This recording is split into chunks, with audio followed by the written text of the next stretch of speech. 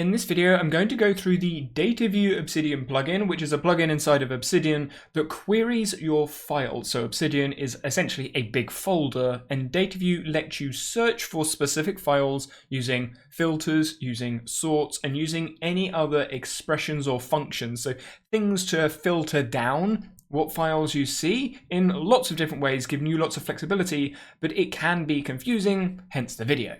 For a bit of orientation, you can see this is a new vault. So the main vault folder is called DataviewJS Explainer. And then inside that, I have a data folder with two files, me and then my podcast co-host, and then this example file, which is outside of the data folder. And I'm showing it twice.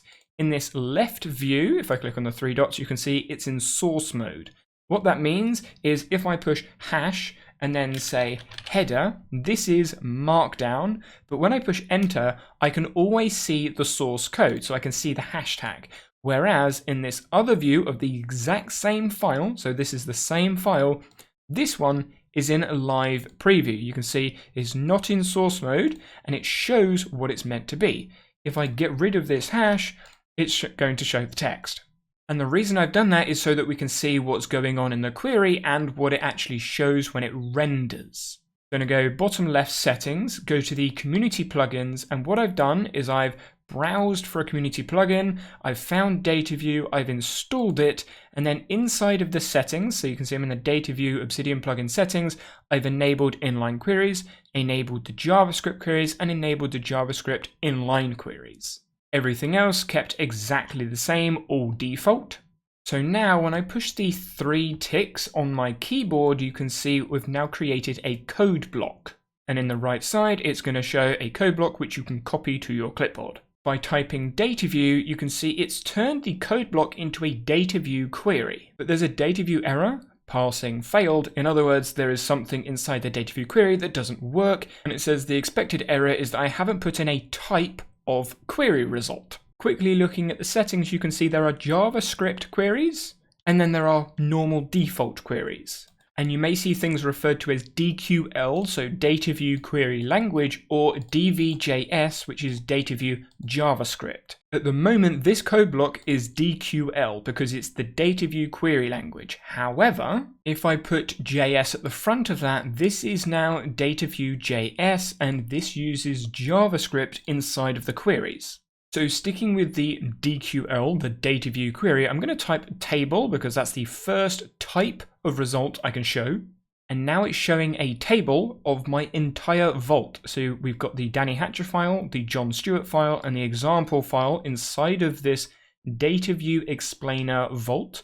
And what the query is showing is all three of those files. If I was to change this to a list, it's going to do the exact same thing, but you can see now there's a bullet point and it's showing a list. If I change this to task, at the moment it's going to say there's no results because there are no task blocks inside of this vault. And inside of Obsidian, there is markdown for that, which is a bullet point with some square brackets in between. So now I've added a task to the file. You can see it's tickable. And now it's going to show that inside of the DataviewJS query because it's looking for all of the task blocks. So if I add a couple of tasks, you can see the query will update and say first task, second task, and it will find them all. And then the fourth type is the calendar, but this is limiting and can be kind of buggy as well when you get into using other things. So I personally would avoid using the DataviewJS calendar and use another plugin for calendars inside of Obsidian. Now going back to our table, a table has columns normally, and at the moment there are no columns apart from the main ID, which is the file, and then showing the three files. And because this is only showing a table, it's not a table in itself, it's a result, we need to create the columns or the field information inside of the file. And going to the DataviewJS help documentation, going to the data types, you can see there's a field type section. And if we look down the right side, you can see all of the different types of fields. There can be a text field, a number field, Boolean, date, duration, link, list, and then object. If I click on my name and I go to the file, you can see here, this is a property. This is one of the properties inside of Obsidian, and this is a field, DOB as date of birth. And when I click on the icon, you can see property type. We have text, list, number, checkbox, which is the Boolean field type, date, and date and time. The DataView link option is inside of the default text properties, and at the time of making this video, the Obsidian object field isn't available inside of the properties in this view. You would need to go into the source mode and then add it. The reason this looks out of line is because I've zoomed in so you can see the text, which has obviously confused Obsidian a little bit. But in addition to these main properties and these main field values at the top of the file, the DataView plugin also lets you use inline. So these are inside of the file. You can collapse them and open them, but you can have inline properties by typing words, then using 2 colons, and that is going to be the value. So the terms used by DataView, DOB is the key, and then the date is the value. Country is the key, at the moment the value is empty. Color is the key, blue and orange is the value. So here, inline is the key, and now hello becomes the value. So if we jump back to our table, if we type in a key, if I type in DOB, because that's the key, it's going to show the value. So you can see the date of birth of both of these people is actually the same date.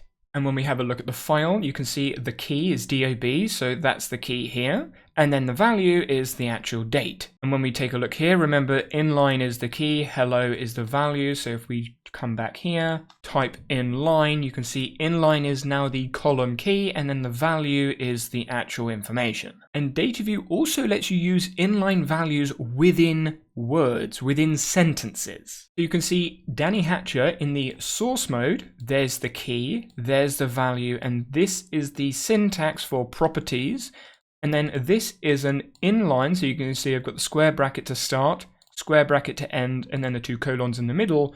This is inline information, which shown in live preview or in the reading view, you can see we've got the properties which have rendered properly, as you would normally see. And then this has some highlights on it because this is information DataView can see, which you can come in and edit. And when we go back to the table, it doesn't impact anything because the key and the value are still accurate, even though it's inside of a sentence. Now, something to be aware of is because DataView likes to have what it calls sanitized metadata, so information it can see, what it will do is it will connect words with dashes, remove bolds and other syntax. So you can see it's removed the capitalizations and it's added it all together as one sort of long string. And if you add any bolds or italics or anything like that, it will also remove it to sanitize that information. And what that means is when we look at this key, so that's capital D-O-B, and then we look at this key, there's a capital I and then inline. Inside of this file, we can see all that information is accurate. And when we show this table query, this is the capital I, which was accurate, and it's showing hello. If I change the capital to a lowercase, so now we've got inline, it's still showing hello. If we type in lowercase dob, it's still showing the date of birth, even though we've got the capitals in there, which makes it easier to keep things going so it doesn't sort of like cross over anything or forget anything or leave anything out. But these fields aren't the only fields you can use for DataView. There is also a long list of what they call implicit fields. So these are fields that are already built in with DataView. So file.name, file.folder. They will reference specific things in Obsidian that you don't have to add. So if I type in file.ctime, that's the created time of the file inside of the table, it's going to show the created time of the file. And that is an implicit piece of information. However, when you look at tasks and lists instead of tables, that's a type of view, there are different implicit fields because in a task, there is a status of a task, whether it's ticked or not. So checked, completed, fully completed. So you can actually check different implicit values with a task query when compared to a table query. So if I type completed inside of the table query, it's not going to show me anything because inside of the Danny Hatcher file, there is no key that says completed and there's nothing implicit for DataView to show. However, if we look at a task query, so we've got one task that's incomplete and one task that's being complete, you can see there's the tick box and I can tick this and it would change it to put an X in it or not. Now I can ask the task query where it's completed. And where is a way to filter this query for implicit information, i.e. it's completed or not. Now, just as a quick point, you can bring tasks into a table view. So you can see I've got a table and then I'm referencing file.tasks.text and then I'm calling this text. So that's the text of the task. So task and then task 2. But I can also add in the completed variables inside of this table. So it's not unique to the task query, but the task query does mean you don't have to do all of this dot stuff, which I'll explain later on with the flatten and group by. So it is doable inside of a table query, but in my opinion, it doesn't look as clean and it adds a bit of complexity that you may not want to deal with. And in this case, I can put an exclamation mark to say not. So now it's looking for tasks where it's not completed using implicit information, which is showing the task that hasn't been complete. Now coming back to the data types quickly, text, you can look for words inside of the value. So we've got the key, then we have the value. Text, you can look for words, but a number you can't look for words, but you can do arithmetic.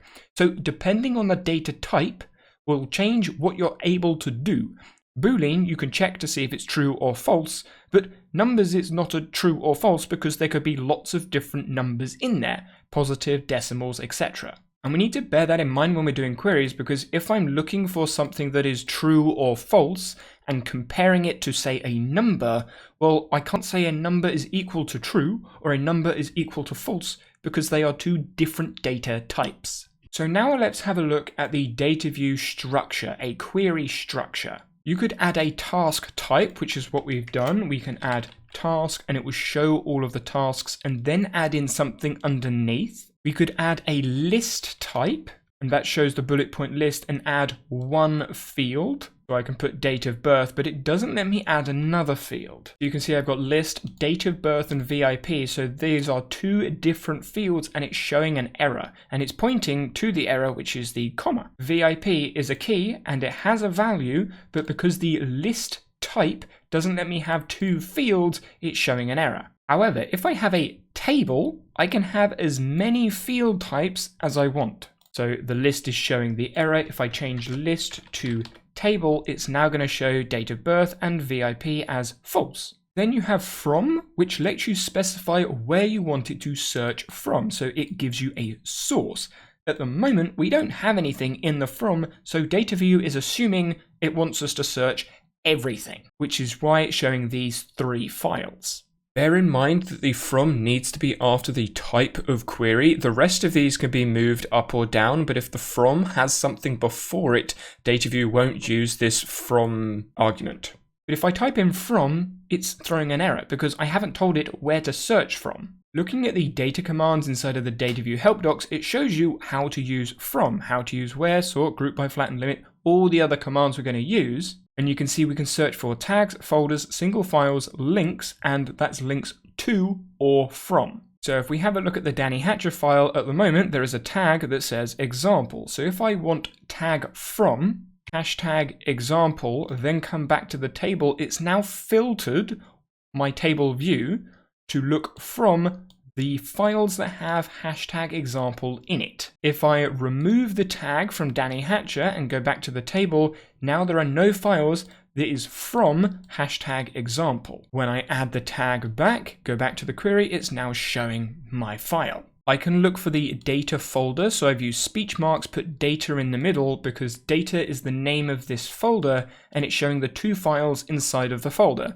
Danny Hatcher and John. I can right click, create a new folder, me, put myself in the me folder. And now if I want to look for just me, I can go /me. So now I'm looking for data and me. So I'm looking for the files inside of the me folder, not just the data folder. Or I can remove the folder and look for just this file name. And what I've done is I've added the entire file path. So I've said look for the data folder and the file inside it called Danny Hatcher, and now it's showing just my file. Now at the moment, Danny Hatcher doesn't have any links going to or from it. So if I go square bracket, and link it to John, so now I have a link from Danny outward to John. And if I go to John, there is no outward link to Danny, but if I look to the right side and see the backlinks panel, there is a link from Danny to John, which is the one we've just made. You can see, go back, this one's out from Danny to John, and this one's back from Danny to John. So inside this DataView query, if I type bracket John Stewart, it's looking for files that go to this note. And we have a link that goes from Danny to John. So this is looking for the backlinks, but if I want the outgoing links, I surround it with outgoing and then open bracket, close bracket, and because there's no outgoing link, it's not showing anything. So I add Danny Hatcher. Now there is an outgoing link from Danny to John, which the core Obsidian plugins actually already show. So there's the backlinks and there's the outgoing links. On John, there's no outgoing links, but there's a backlink. On Danny, there's no backlinks, but there is an outgoing link. You could then combine these together to be more specific. So I'm looking for files from the data folder, so example's not going to show, and has hashtag example. So it's going to show me because I have the hashtag, but John doesn't. I could then say from the data folder and not by putting a minus before this. So this is not got the hashtag example, and now it's showing John. I could say anything that is not in the data folder by doing the same sort of thing by putting a minus before that. So now it's showing example because that's not in the data folder. I could then look for anything that has a hashtag or as the file path example. So I'm now looking for the example hashtag or example. So we've got the Danny Hatcher because it's got the hashtag and the example because that matches this file path. Now we have the where condition, and this allows you to add expressions or more advanced filters rather than just a source. So looking at this, because there is no from, it's looking for the entire vault. And I've added where, but it's giving me an error because I haven't put in an expression. So if I type in a key, DOB, that is a property field key, it's now looking for where there is a DOB, a date of birth. As both of these files have a date of birth, they are going to show. So where shows positive results. Where this expression is true. If I put an exclamation mark in front of this, it's looking for where there is no date of birth. And the example file doesn't have a date of birth, so it's going to show inside of the query. And this is where understanding data types is important. If we go to the Danny Hatcher file, we've got a number. If I add a number in here, say 27, and I say where number equals 27, it's going to be true. But if I put 27 as the country and say is country equal to 27, country is text. And if I come back to the query, it says, no, there isn't anything that matches this. This isn't true, but it is because 27 is there. But the difference is this is being told to DataView as this is a number.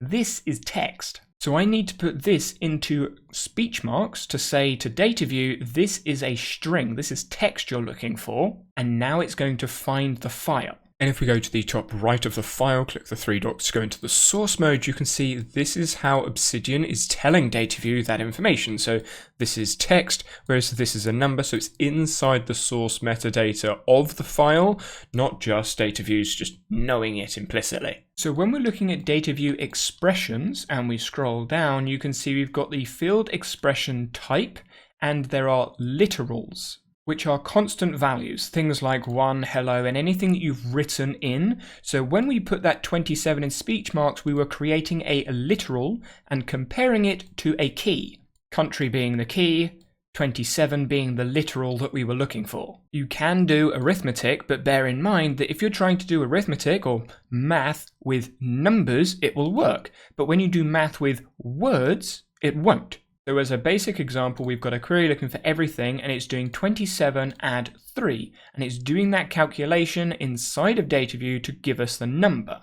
But when we ask it to do 27 add 3, the word 3, 27 is a number, 3 is a word, DataView says, I can't do that. And then when you try and add words together, it gets confused because it doesn't know whether this is one key, this is another key, and this is another key, or whether it's all meant to be one, which is where we need to put speech marks around the entire key so DataView knows, okay, all of this is meant to be together, this is meant to be all combined, which is 27 plus 3. You can still use the plus as a way to combine different numbers and text together, but you can see you need to tell DataView what's what. So 3 is a string, so I've surrounded it with speech marks, and then 27, so the plus is concatenating or putting them together. So now we have 27 add 3, and that is being it's not the calculation, but that's what's happening. So if I put a space in there, you can see now 27 and 3 are together. And if I replace 27 with the words inside of speech marks, I now have this string concatenated or added to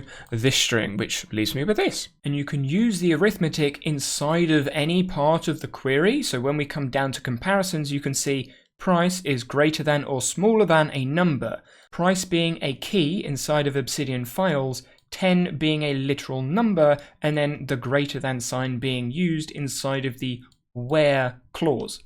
So looking at our example, we've got a table. We're showing the number field value. So there's the number, there's 27. Where the number, the key, is bigger, the comparison operator, is bigger than 0, well, 27 is bigger than 0. If we want numbers that are smaller than 0, change the comparator. Well, now we've got John Stewart, which has no number, an example which again has no number, so it's smaller than 0. And you can do that with the implicit values, so they can be dates, durations, any other information you can add inside of Obsidian I've previously mentioned, also adding in list and object indexing. So when we have a look at the color key, that's the color field. At the moment, it's a list field. So we have blue and orange as 2 different values. So they are list values. And when I look for table and color, it will show both of those different values inside of the column. And if I add square brackets at the end of this key and say 0, I want it to show the first value of that list or array. So when we go to Danny Hatcher, the first one is blue. Go to the example, the first one is showing is blue because it starts at 0, then to 1. So if I go to 1, it will show the second value in the list. Go to Danny Hatcher. Orange is now showing the second value. If we go to number 2, well, there isn't 3, so it's not going to show anything. So you can look for anything inside of the list value. Then we get on to functions. Now, inside of the Obsidian documentation, you can see there are lots of functions. I will go through a couple of them later on, and I may show some examples later parts of the video, but there are loads of functions that you can add which do lots of different things, which is where much of the complexity and flexibility and extensibility of this querying language can be used, which obviously adds complexity but goes beyond a lot of the other query languages that other apps use. So I'm going to use a where clause, and I'm going to use the function contains. And when we look at the contains function, you can see you can look for an object, a list, or a string, and then you input a value. So very similar to the key, so any sort of key in there, and then a value here. So if I go to the country of Danny Hatcher, add UK, this is text, I've now added contains, the key being country, because that's the key I'm looking for, comma, and then I'm looking for text, so I'm using speech marks, and then UK as the value, because I want everyone where the country contains UK.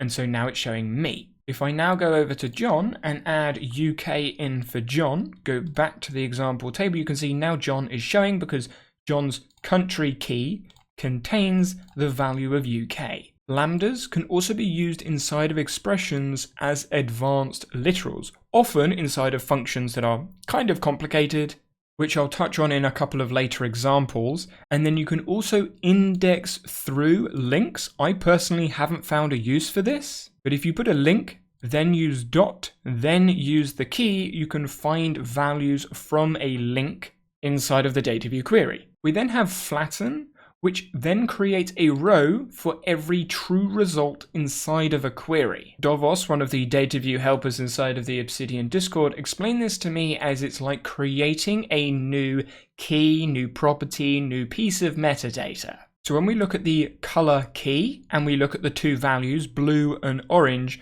this is one piece of metadata, it's one property. But if we flatten the color, each of those values has now been created as its own individual row. So you can see John showing up twice because the value is now its own piece of unique metadata, sort of. And good practice is to name what this is because it's not labeled anywhere, which is what the as-f is for. But now that I've renamed this, the table is confused because it's looking for color. So it's showing the color and then splitting them up with accordance to the flatten C. So DataView recognizes that John has two C colors. It has two colors, so it's showing two results. But the table is showing color, so it's showing both of those results, which means I need to change what the table is looking for, because the table is actually meant to be looking for C. So now it's showing the individual result rather than all of the results through color. And then you can add a where clause after the flatten, so you can see I'm looking for all of the files where there are lists. So the example has a list, which is a bullet point that could be a numbered list as well, and I'm flattening to file.list as L. So L becomes each of these different new pieces of metadata we've sort of created with flatten. But then this where after the flatten is looking for anything that contains l.text, so text inside of L that is hello. So if we have a look into the Danny Hatcher file, you can see there is a list point and it says goodbye. In here, we've got it filtered for hello. If we remove this line, you can see now it's looking for goodbye and hello, because that's the text that we've got in here. It's showing all the files lists. It's done that, but to add the where clause, it then filters out specifically for what we flattened. So that's why you'd use a where clause after a flatten and potentially one before it. But the group by does quite literally the opposite of flatten. It groups, i.e. brings all of the files together. So I'm grouping by date of birth. So every file that has the same date of birth will appear in date of birth. But because all of the files have now been condensed into one result, date of birth, I need to find the rows again. So I need to type rows dot and then the information I want to see. In this case, I want the file link, so you can see John and Danny both have the same date of birth. An example doesn't have a date of birth. And you can look for specific keys, so I'm looking for the color key related to the date of birth. So you can see this dot represents a file, but I'm not showing the file, and then it's showing the color. This dot represents another file, which I'm not showing, and then the color. And looking down here, we then have sort, so I can sort by number. So I'm looking for the number key in ascending order. So we've got 14, then 27, or a descending order. Now we've got 27, 14. Now you will have noticed, because the number here is essentially 0, when you go to ascending order, it's always going to show something with no number at the top, which is where you can add a filter that says where there is a number. So if there is a number, it's going to show. If there isn't, it's not going to show. And I'm sorting that by number ascending, which is there. And again, if I go to descending, we have it there. If I was to put exclamation mark, it brings in example. And now the sort kind of becomes redundant because they're all going to be 0. Now, if I go to John, you can see he is in the UK, but I've changed myself, so I am now from Germany. So country, Germany, and then John, country, UK. What I can do is add a custom sort, and this is where it gets a little bit more complex. So I have a function, default, then I'm using a lambda, so X is there and X is down here, and what essentially I'm doing is asking if it's UK, give it a value of 1. If it's Germany, give it a value of 2. And what I want you to do is look at country, so that's the key, and the value are here, so the values UK and Germany are here. The key is down here, and this is the other, and I want you to order that in ascending order, so UK 1, Germany 2. And when we look at the table, you can see UK is 1, Germany is 2. If I was to change this to descending order, the example has gone back to the top because it's at 99, and Danny Hatcher Germany is there and UK is there. So if we go ascending and change the UK value to 2 and the Germany value to 1, you can see Germany is now at the top and UK is now second. And you can add as many as you want, so I can go colon USA 3. Now, I don't want to put a colon because that's going to close this out. So USA is now 3. So Germany first, UK second. And if I was to add a new person, so I've got new person, the country is from USA. You can see USA is 3. So Germany is 1, UK is 2, and USA is 3. And this is a custom sort, which you can, of course, add all of the other from where Flatten group by sorts on top. But what if you don't want to see all of the results? Well, you can limit it by putting limit and then say 2. So now it's limiting the results to the top 2. And if we were to change this to a descending order, it's now showing the top 2 of this sort. And you can limit this to as many as you want. Now, unique to the table view is these columns, because inside of the list view, you don't get any columns. So when we're in the table, you can rename these columns. Inside country, I could say as state. So it's looking for the country key inside of the files, but it's naming the column as state. The first reason this is useful is because we can remove this first column by adding without ID, so it's removing the ID of the data view query. But I still want a first column with the link, so I can add this back in as just a column, file.link, and then make sure there's a comma because I need to separate these two columns. Now I want to name file.link, I don't want it to be that, as name. So now I have a first column of file.link and I've renamed it to name. So instead of showing all of the calculation-y stuff that DataviewJS is doing, it's just showing something quite nice. But if I say name of person, because there are spaces, DataviewJS doesn't know whether these are individual keys. Again, I'm going to put quote marks around them to say name of person is the name of this column. Something else you might want to do, you can add a function anywhere inside of a query. So I'm going to use the join function, put a bracket and then close that out. So now I've joined the list of color together. So now blue and orange is a joined list rather than the bullet point results it shows by default. But now my column doesn't look very nice. So I'm going to rename that as color. So now I have color as the column title and it's joined the color key to make it look better. Now for VIP, that's a Boolean. So if I tick this, we go to example, column VIP, we've got true or false, but I want this to show an emoji. So I'm going to use a different function inside of this title and say choice. Open the brackets, so it's going to look for the key value VIP, but now I need arguments. I need the answers of whether it's true or false. You can see I've got choice, I've got the key VIP, and then at the moment I have the words true and false being shown, which mimics exactly what it's supposed to. So we've got John Stewart and John is true, it's correct. But I want this to be an emoji, so I can go into my emoji menu on Windows, that's Windows dot, on Mac I think it's Command Shift space. I can add in those emojis inside the speech marks, and now you can see I've got a tick or a cross instead of true or false. The column still doesn't look very nice, so I'm going to say as VIP. So now we've got 3 nice looking columns. I still have this example which I want to remove, which I can do by saying from the data folder, because example is not in the data folder. Or I could add a where clause that says where the file name does not contain, because exclamation mark contains example. So I've now removed any file that has a name that contains example, and there's loads of other different ways you could do it, which just shows the flexibility of these queries. Now I'm going to clear this up a little bit, so I'm going to remove all of that. So you can see we've still got these files in there, but now I want to do a calculation. So I have the date of birth of all of these people. So DOB shows the date of birth. But because of the literals that DataviewJS uses, I can say date, bracket, now, and then minus DOB.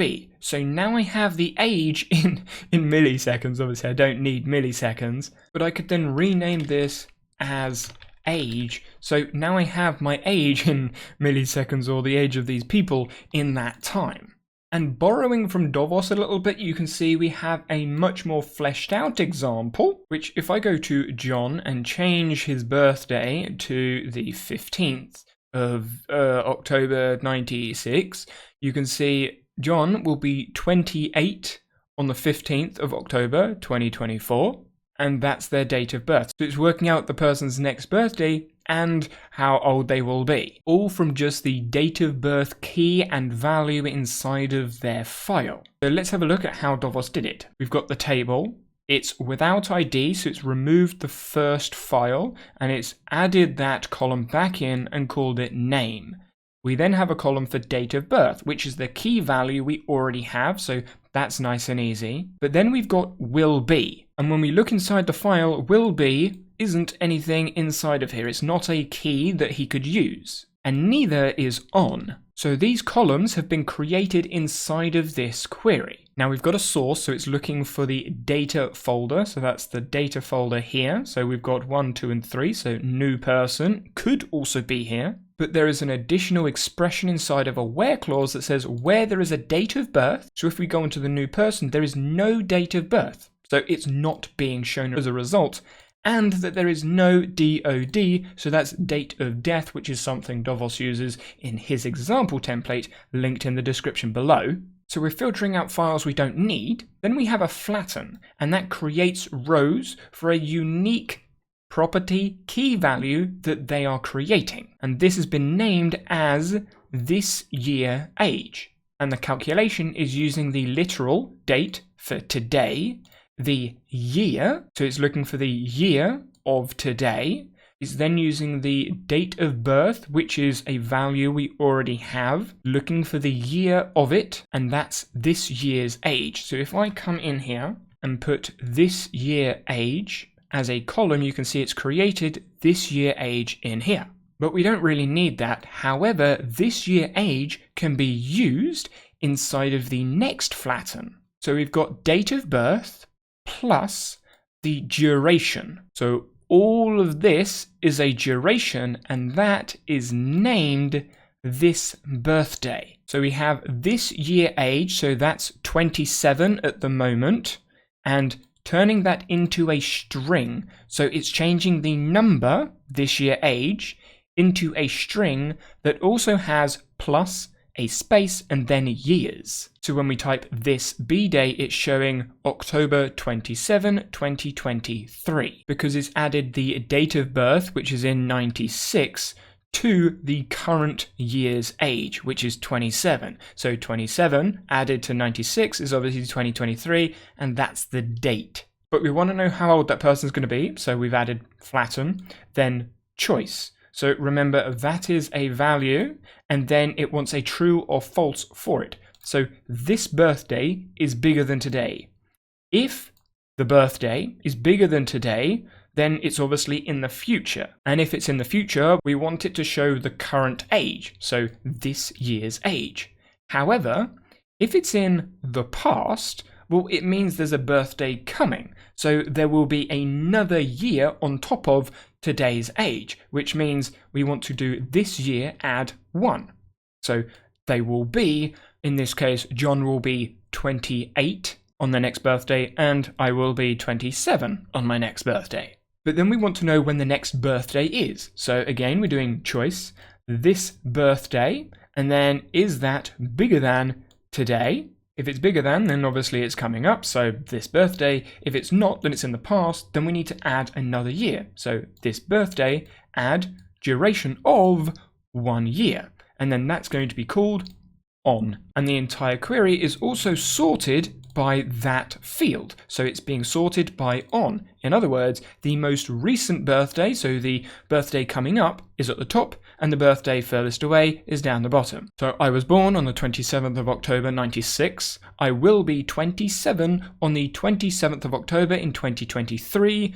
John was born apparently on the 15th of October 96, and they will be 28 on the 15th of October in 2024 because we've already gone past the 15th as I'm recording on the 23rd. So this birthday is still to come this year, whereas this birthday has already happened this year, which is why it says 2024. Here we have another example. Now this could be done with the tags plugin, but this allows you to be a little bit more specific about your queries of the tags you're using. So we have table, and then we've got a length. And the length is calculating a number, so how many there are.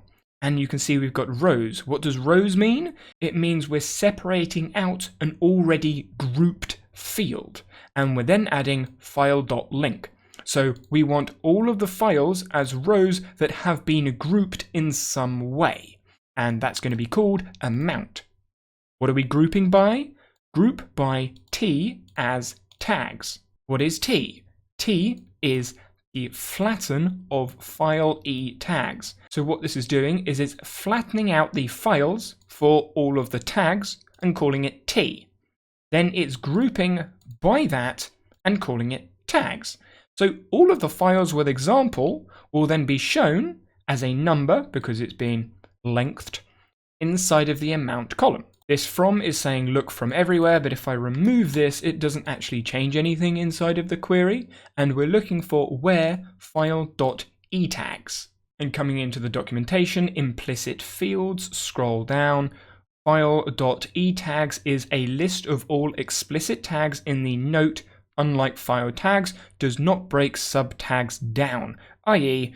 tag 1a blah blah blah blah. So if we come into John, we add a property, we add the tags, we add example, and come back to our query, it now says 2 because we've got John and Danny both with the example tag. This query also being sorted by that expression that's being used, so it's lengthening the rows of the file links, so it's separating out this group by to look for all of the files, lengthening that, so 2, and then giving a description. Because if we add a second tag to John Stewart, we now have 2 tags, and the flatten is giving John 2 results, one for the example result, one for the second result. It's then being grouped, so John, one of John's is in here, and one of John's is in here, and they've been added together, so Danny and John makes this up, and John just makes this up, and it's being sorted by that using this expression, so we have second down below and example at the top. Now I have deliberately left out DataviewJS because JS, those people that understand JavaScript will probably be able to find the documentation, and those that don't understand JavaScript probably won't need to use it. But just as an example of things you can do with JavaScript if you're interested, you can see we have the JavaScript reference that works very similar to Dataview query language. So you have DataviewJS, but then you can search for anything inside of a code block reference. So you can create tables, create lists, just like the normal Dataview query language, but you can query slightly differently. So the current file is dv.current instead of this.file name. You can search for all the pages, dv.pages, instead of just using the from. And as you can see, there are lots of other additional things you can do with JavaScript, alongside writing your own code looking something like this. So what Dovos has done is created constants, which is kind of like literals. They are things that can be used later on in the code. So time is equal to dv_date of now, which is similar to date brackets today from Dataview query language. Then created hour, which is equal to time.toFormat h. So very reminiscent of the flatten lines, where you say flatten, then the expression, then as, and then the name. This is similar, but JavaScript, so we're creating a constant of hour, and that's equal to this expression, or this expression. Then we've got another constant of our word. So this is hour, and hour is the constant here, so time.toFormat h. And these numbers are literals being added. These are comparators, so is it bigger than or smaller than? And the question mark and colons are if. So similar to the choice. If this is true, do true or false. But because we have two next to each other, they are what's called nested if statements, which gives us the text appropriate to the time of day, which is all stored in our word. So we have 3 constants. Hour being used inside of the hour word calculation, then hour word and time being constants we can use to show. And they're going to be shown in the header of 1, so it's a 1 header formatting. We're going to show its, add that to the time to format, the time, which is the constant, and then it's going to be formatted like this with @t at the end. So when we look over here at the render, its is the word here. It's in a heading 1 format, which is why it's bigger. We then have the time in the format of CCC. So there's the day, there's the month, there's the day again, and there's the year. Then we've got @ the word @, and then T, which is the time. So it's currently 16:01. It's actually not because I haven't refreshed the DataView query, but now it's refreshed to 16:10 with the dot at the end. With the next line saying DV header 2, so the format is header 2, which is why it's smaller writing, good, added to the hour word, which is this constant, afternoon, Danny. So it's saying good afternoon because it's in the afternoon because that's what the time is. A couple of other points worth considering is inline DataView query language can be used. So you can see here, you can still use this file and then any sort of literal or function that you can normally use in DQL, the DataView query language. And that relates to this toggle which we turned on, the enable inline JavaScript queries, and also the enable inline queries, making sure both of those are toggled on in case you use JavaScript or just the normal DataView language. And then looking at the code block settings, you can see the inline query prefix is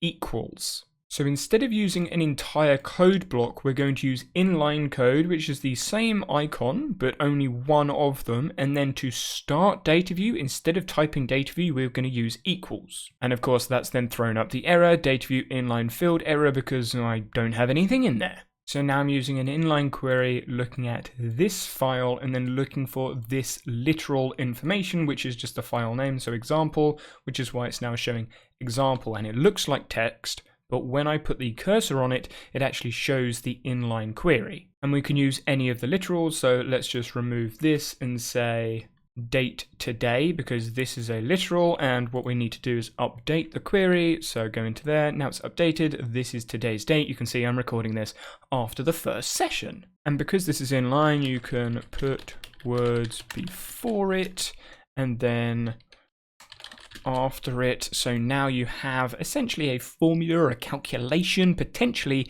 inside of text, which can be very useful. Then you can also add CSS. So if you go into the settings and we have a look at the appearance tab, the themes, these files are written in CSS, and what you can do is add it inside of the DataView query. And because it does require you to understand a different code language or markup or whatever you want to call it, I'm not going to go into depth on this, but you can see we've got these speech marks, which essentially say, hey, this is the information. We're going to change the font color, and this is the hex code that we're going to change the font color to.